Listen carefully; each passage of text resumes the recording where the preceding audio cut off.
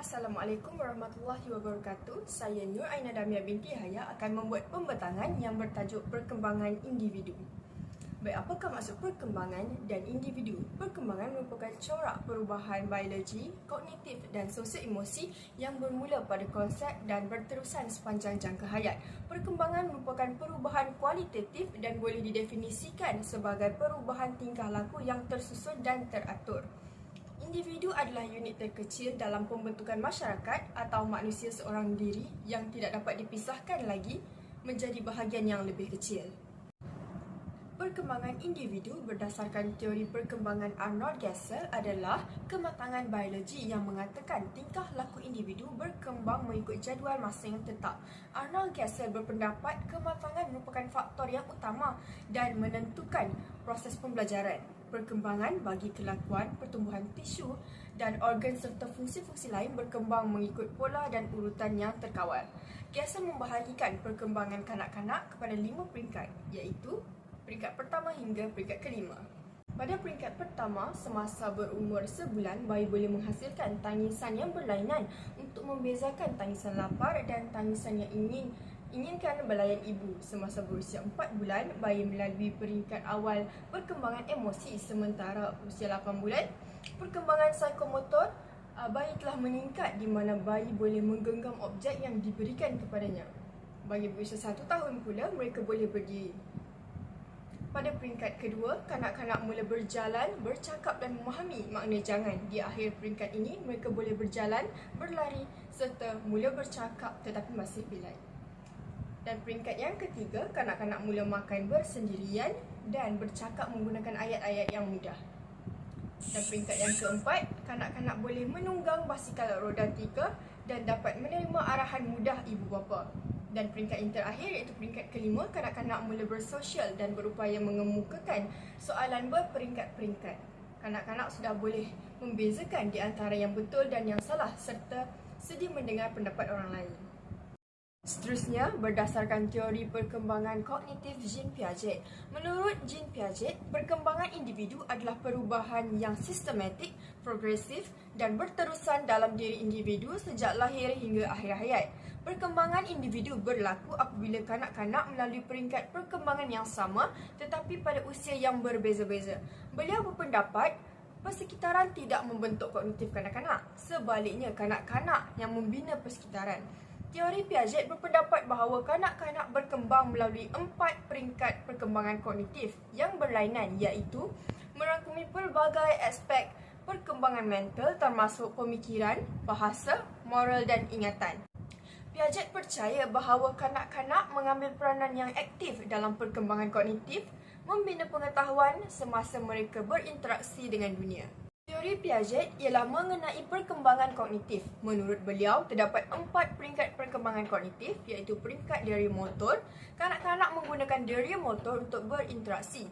Melalui panca indera dan kebolehan motor, bayi dapat memahami asas tentang dunia di sekelilingnya.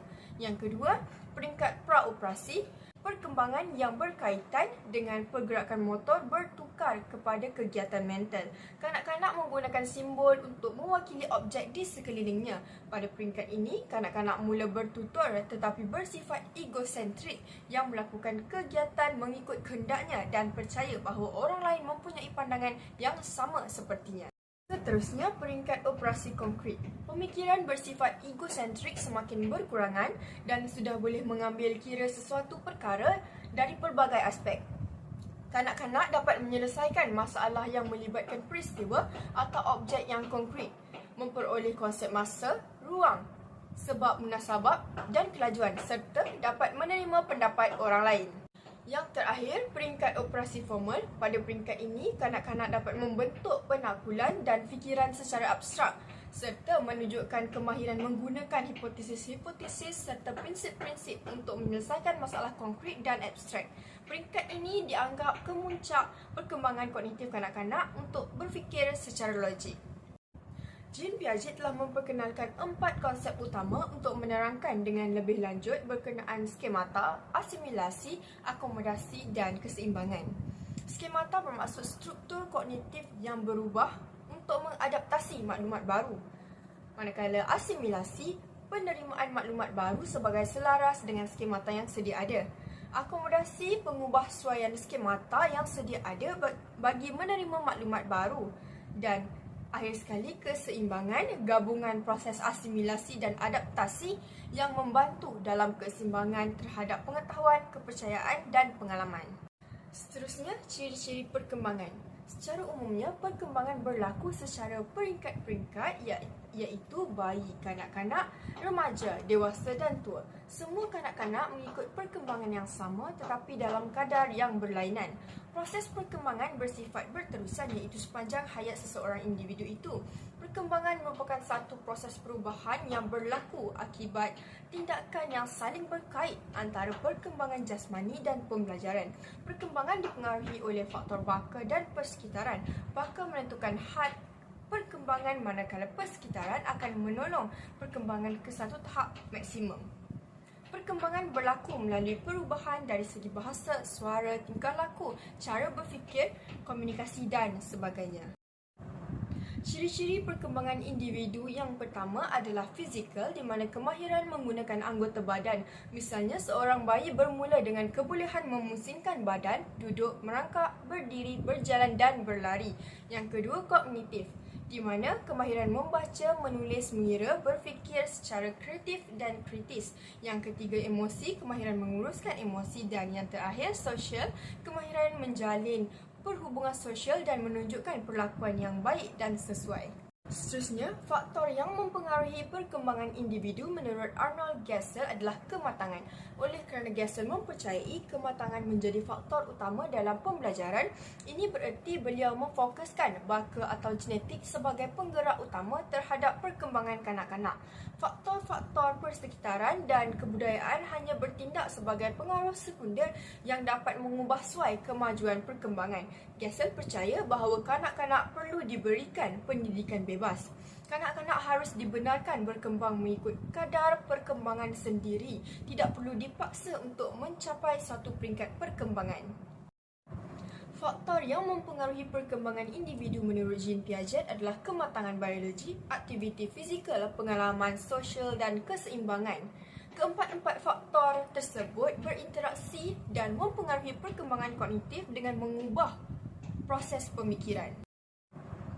Kematangan biologi. Kematangan mempengaruhi bagaimana seseorang memahami dunia di sekelilingnya. Proses pematangan biologi ini dikawal oleh gen yang akan menunjukkan perlakuan perlahan-lahan dan muncul sebagai sesuatu yang diprogramkan secara genetik. Nutrisi yang mencukupi dapat membantu pematangan biologi supaya kanak-kanak dapat membesar dengan sihat dan seterusnya. Perkembangan kognitif berlaku dengan normal. Selain itu, aktiviti fizikal, apabila kanak-kanak melaksanakan pelbagai gerakan dan aktiviti fizikal secara tidak langsung akan meningkatkan koordinasi badan. Mereka akan belajar untuk memahami dan mencari prinsip-prinsip keseimbangan.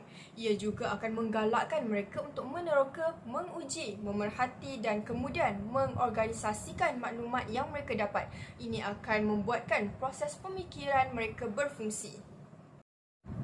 Seterusnya, pengalaman sosial, berinteraksi dengan orang sekeliling atau transmisi sosial akan meningkatkan kebolehan kognitif. Setiap orang dalam komuniti dapat belajar antara satu sama lain berdasarkan tahap perkembangan kognitif mereka masing-masing. Dan yang terakhir, keseimbangan berlaku apabila seseorang terus memproses maklumat baru yang diperoleh dan kemudian memeriksa dengan pengetahuan yang sedia ada. Apabila maklumat baru berbeza dari maklumat lama, seseorang akan mengimbanginya untuk menentukan maklumat yang sesuai. Oleh itu, struktur pengetahuan kognitif seseorang boleh diubah dan diselaraskan kepada maklumat baru yang diperolehnya. Sekian sahaja daripada saya. Terima kasih.